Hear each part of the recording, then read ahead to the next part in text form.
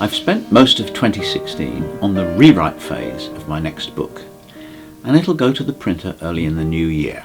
It's another story based in the fictional English city of Kingsbridge, where the cathedral was built in the Pillars of the Earth, and where Caris battled the Black Death in World Without End. The new book is called A Column of Fire, and it's set in the reign of Queen Elizabeth I. Elizabeth was public enemy number one in Europe because she was Protestant.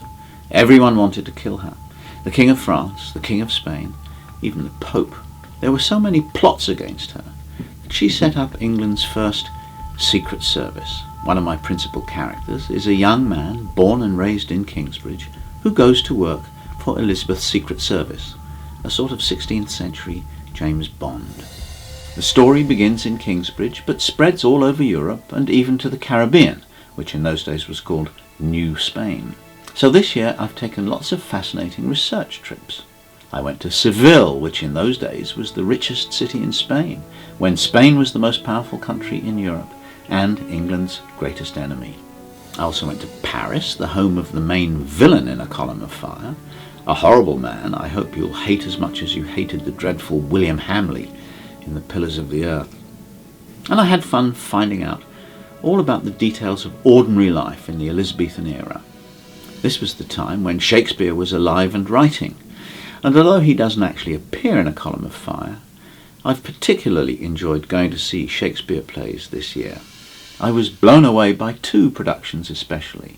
Papa Essiedu as a vigorous young African Hamlet, which I saw twice, and Tony Sher in King Lear, a play I've never liked until this time.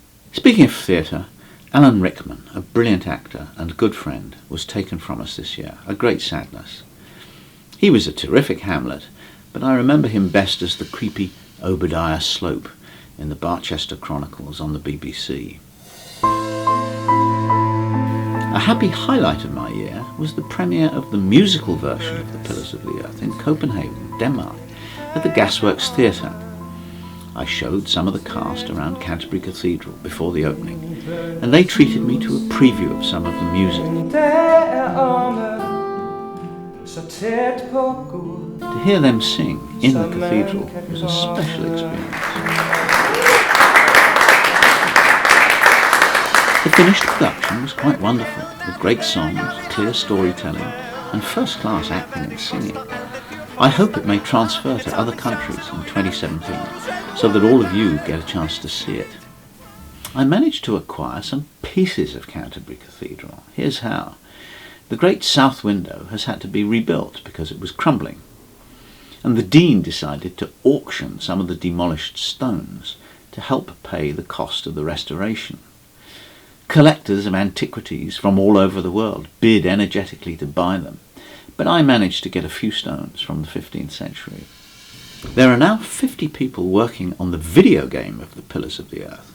It'll be the type of game in which the player takes the role of one of the characters in a story and has to make choices about what the character does. I've seen the artwork and it's quite marvellous. The first episode of the game will be released in the spring. In the autumn, there will be a new board game of A Column of Fire, probably the first time a game has been released simultaneously with the book on which it's based. Publication date for A Column of Fire will be the 12th of September in the United States, and the book will be in the shops in most countries on that day or soon after. But of course you can pre-order online before then. As always, I'll be doing a book tour.